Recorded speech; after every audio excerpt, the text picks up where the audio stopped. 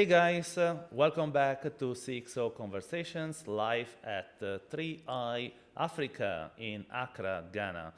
My name is Matteo Rizzi, I'm your host for this show, and I'm here with Gillian Darko, Group VP Strategy at Yellowcard. Gillian, welcome. Thank you so much. As you can tell, guys, Gillian is very, how do you say it, excited because it's her first podcast, is it? Yes, indeed. You have been on all the TV shows in the world, including CNN and CNBC, and it's the first podcast. How sweet. Honestly, it's my first podcast, but I'm incredibly excited to be here. So let's give this a shot. So let us, share a little bit your story, Gillian. How did you end up in Yellowcard, but also with it before, a little bit about yourself. Actually, a very funny story. So I actually joined Yellowcard about 2 years and a bit. And if I take you on a whistle-stop journey of my career to date, I actually studied law. I studied corporate law. I have a master's in corporate and commercial law. And I always thought I was going to be a lawyer. I watched a lot of John Grisham, movies, inspired Suits movies. And everything, all of that. Netflix. Oh, don't get me started on Suits. Like, there's a lady in Suits that will forever be my corporate crush. That was the one who was Jessica Pearson. Oh wow! Impeccably dressed. So Yes. I thought I was going to be one of those. Is like the red hair one? She is actually the main woman in charge when it comes to suits. Oh yes, Jessica of Pearson. course, the black one, The right? black, the Yes, powerful yes. woman in True, there. true, So obviously I watched all those movies and things. I thought I was going to be one of those lawyers. What then happened is I did my first degree, second degree, and then I did my legal practice course, qualified in corporate and commercial law. I worked as a lawyer for 1 year, and I said, "Nah, this is not for me." Then I moved into an exchange, a commodity exchange, ICE Futures Europe. After that, I joined PwC in London, which was focused on... So you almost slipped in the consulting role. Actually- Glad for you didn't stay there. I actually slipped into a consultant role in PwC. So I joined PwC as a consultant focused on strategy. So a lot of my, you can say my clients were tier one banks. So that's where I had the experience at HSBC, Goldman Sachs. After that, I joined JP Morgan. So I joined JP Morgan as a VP of strategy, and I stayed there for a good chunk of years. And I was sitting there, and I thought to myself, I think there's a little bit more I can do. Like, when I was speaking to my family members on the fact that I'm considering moving back, they were like, "How are you going to leave a top-tier bank?" I said, honestly, I think there's a lot more I can do. So, life happened. We had COVID. I actually had planned that year to leave and come to Ghana in March. What then happened is, obviously, the borders got closed. Right? I sat there for a while. Basically, because you were based where in the US? My whole work experience is in the UK. Okay. So I was based in the UK. So the moment the borders opened, no exaggeration, I was literally the next day flight. Okay. Packed my suitcase, I arrived. Eager to come back. Eager to come back. I landed in Ghana with no job. I saw a job and I applied for it 2 days later. I joined Jumo as a general manager in markets operation. So Jumo is a company that is focused on providing loans through a three-party partnership with banks and as well as telcos. They're actually the sponsors of the 3i Summit. So I joined as a general manager in markets operation. After a while, I also took on the remit as the CEO of Jumo Ghana. I'd been there for about almost 3 years. I then decided that, I had a bit of burnout. So I decided to take some time out. It happens to the best. Exactly. I said, you know what? I'm going to the spa. I'm going to spend some time at the spa. No, Yellowcard came knocking. So I joined Yellowcard, and I joined as a chief of staff, director of strategy. And even when I was taking that role, I was like, I'm not sure I should be a chief of staff, but at the end of the day, sometimes, guys, humble yourself. I was entering into a world that I don't understand. And for me, I'm very particular of the fact that I want to learn and get very good at it. So I came on board, I wore several different hats. You hear it here, Yellowcard's given me a lot of gray hairs, but it's been very exciting. From there, I got promoted to a VP of strategy, group VP of strategy. I'm a member of the executive team. My bread and butter is revenue. I'm focused on speaking to banks. I'm focused on speaking to corporate institutions, implementing their stablecoin strategy, thinking of ways to simplify cross-border payments. And so far, a lot of gray hairs, a lot of excitement. There's a lot of traction in the market, and I'm really focused on hitting all my goals. So I just came down from a panel where we were talking with the like of Nala, Yes. Fincra, and a bunch of others. And full disclosures, I'm an investor in Nala, but I will not preach for anyone here. But what is true is that we were talking about a true revolution of infrastructure, Yes. right? By the way, Gillian, we have a lot of things in common, you will see, but one big thing in common we have is that I also enter financial services from a computer science angle without knowing anything in payments, and I worked 13 years at Swift. How about that? So that's one thing in common with. So coming from one background to the other, probably challenging ourselves a little bit. So revolution in infrastructure. How was it? You are in your footprint as Yellow Card is actually 60 something countries, 64 And countries? expanding. So 20 African countries moved into Latin, Asia, and the Middle East. So offering right now plus 50 currencies on offer. Exactly. So you mentioned that, okay, you're revenue driven, so you talk with banks. How are some of these conversations? Some of them super excited, and some of them looking at you if you were, coming there with a space vessel landing on their courtyard. The rocket ship, that's what I'm saying, the rocket ship that gets you to the revenue goals. So when I'm speaking to the banks, for me, my main goal is what is the problem I'm trying to solve? And there's a lot of banks on this continent that are incredibly advanced. So in South Africa, for instance, you've seen the announcements where it's with Nedbank as well as ABSA getting into different partnerships, with Ripple and Co. So there's a lot of progress there. So when speaking to them, first, obviously, it's like, yes, that spaceship has landed. They understand what stablecoins is. They just want to really focus on what is the solution. So some of these banks are looking at stablecoins as liquidity management solution, cash management solutions as well. Then you've got the remittance flows as well, which is they know that the addressable market there is more into like the 90 billion. How am I now going to be able to target those remittance flows and bring them into that ecosystem? Telcos, for instance, are also looking at stablecoin, creating stablecoin strategies, where for them, like I touched on remittance, whereas let's say I create a stablecoin that is issued within my closed ecosystem, I'm able to control so many of these different flows. So it's incredibly exciting because I'm there sitting with these guys, talking to them about the benefits of stablecoins, what Yellow Card has done, moving from a retail to a B2B perspective, trying to ensure that I'm putting out products that solve the problems there. It's also, for me, and I'll say very candidly, my personal brand. I'm not going to roll out a product unless I know it's working. Yeah, can understand. But so how do you think the role of a financial institution can be in this? The reason why you see me thinking about the question is because I wanted to say, okay, there are at least, I can name out of my mind 20 startups in the stablecoin space that they raised between, let's say, 1 and 10 million. Some of them with maybe 2 clients, but big enough to make them live. So it's a very fragmented space. At the same time, you're coming, super structured, and you're talking to the big guys already, right? So what is the talk a little bit about this dichotomy, why there are so many small players all getting funded?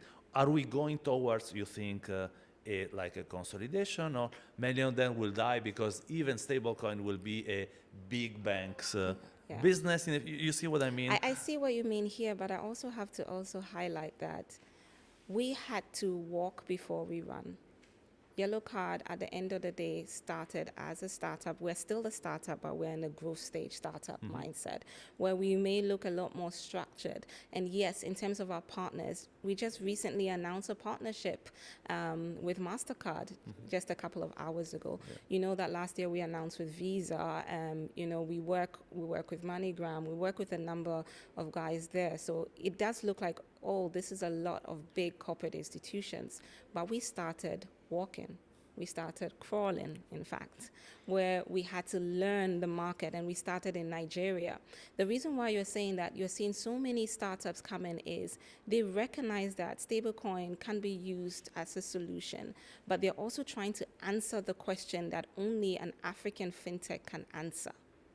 So it looks like, yes, they're getting a lot of funding. Is it going to be consolidated? But when it comes to places like, I'm picking on Nigeria, you have so many fintechs now. You know, we've got so many unicorns. You've seen, obviously, Flutterwave has entered into the stablecoin race. So going back to your question, the small players, they are solving some questions that sometimes the big players have their eyes closed. With Yellow Card, again, we crawled, we walked, now we're running, and we're trying to get that momentum. We switched from retail, where we focused on answering the retail question. Now we're answering the B2B question. So what, we talked a little bit actually how banks react to these conversations, right? But now I'm curious to understand how corporates react to this conversation, because they are the one with the burning needs. Yeah. To be honest, and for the beauty of having a podcast is that it's like, you know, we are only like lacking a drink here, but it's a quite a relaxed. It's a relaxed conversation. Exactly, it's quite a relaxed conversation. So corporates are the one with the burning needs.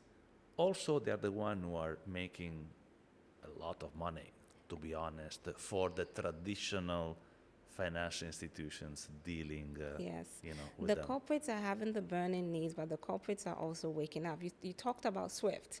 We know that Swift is trying to make some changes, hiring certain individuals to focus on stablecoin strategy. Yeah. Then we also look at MasterCard. Let's not ignore that BVNK acquisition.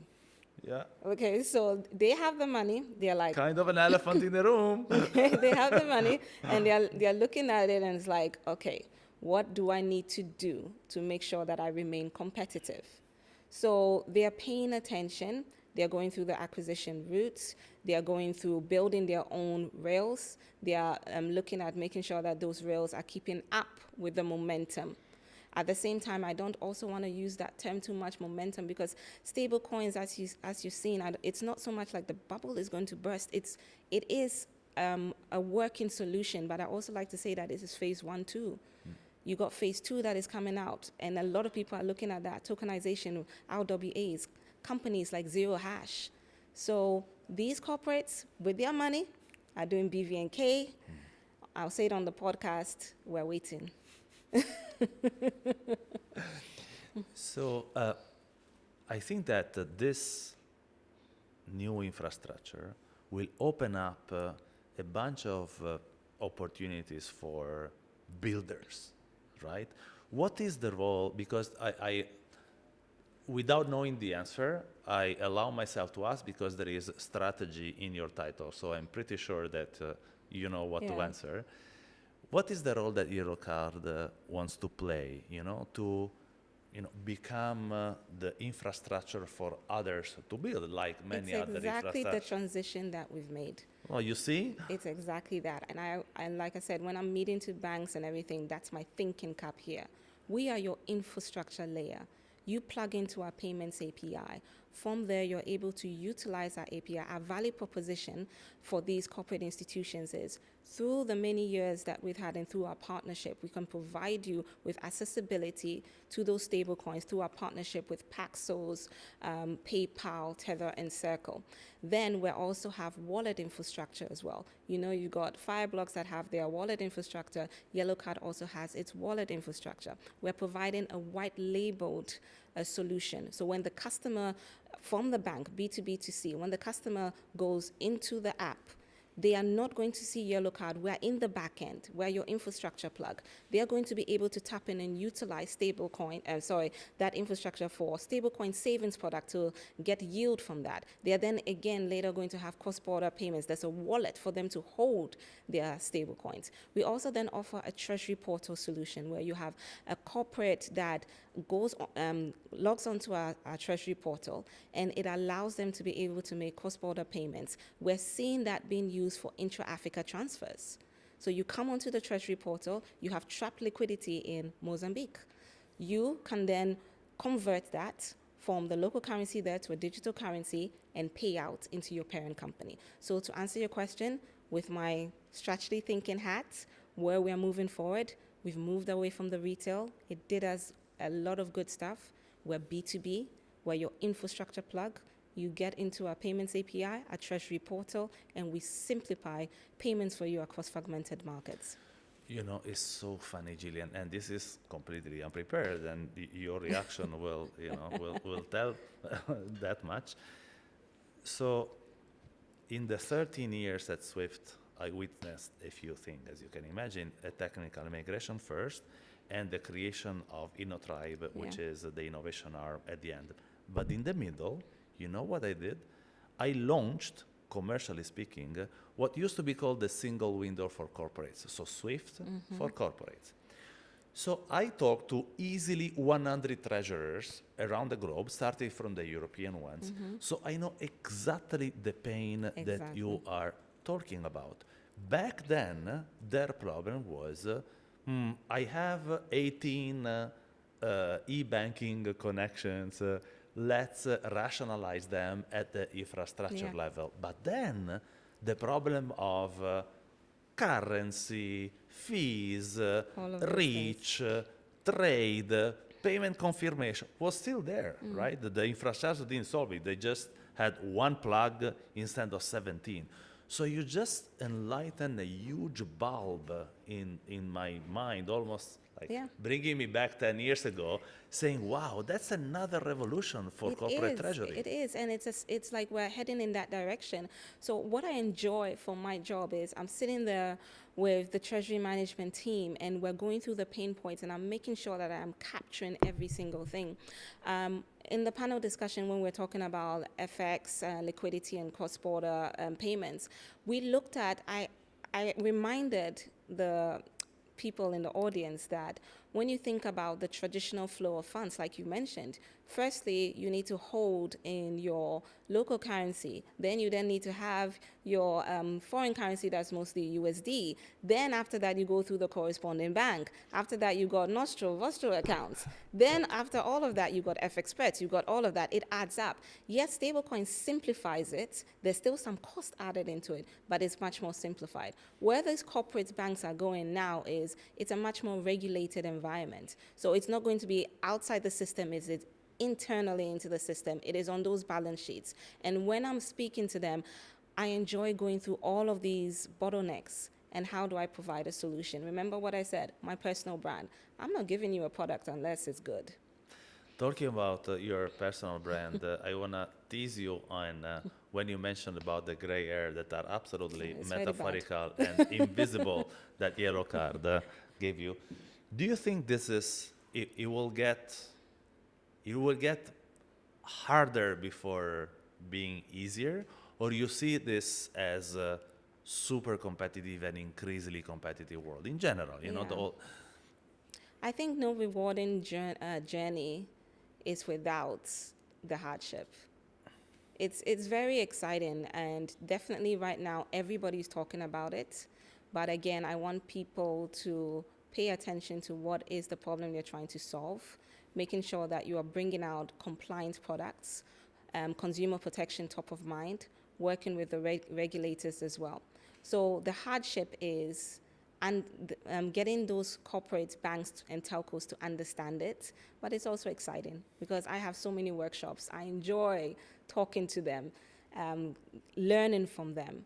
then obviously you're going up that journey, up that mountain even more, where it's now, okay, let's make sure that this touches all the aspects I'm talking about, the regulatory components, all of that. Then when you do get to that mountain, you're making sure that the product is working, everything is, it's the way that it's supposed to be. You just make sure you don't fall down that mountain. You make sure you continue to go all the way to the heavens. So that is where I am right now. So, Gillian, I think that you did an amazing podcast, and I am very happy to be, to baptize you, in this first endeavor. Thank you very much for being with us. Yes, thank you so much. Thank you so much for having me. Thank you. Guys, this is CXO Conversations live at 3i Africa in Accra, and this is a wrap.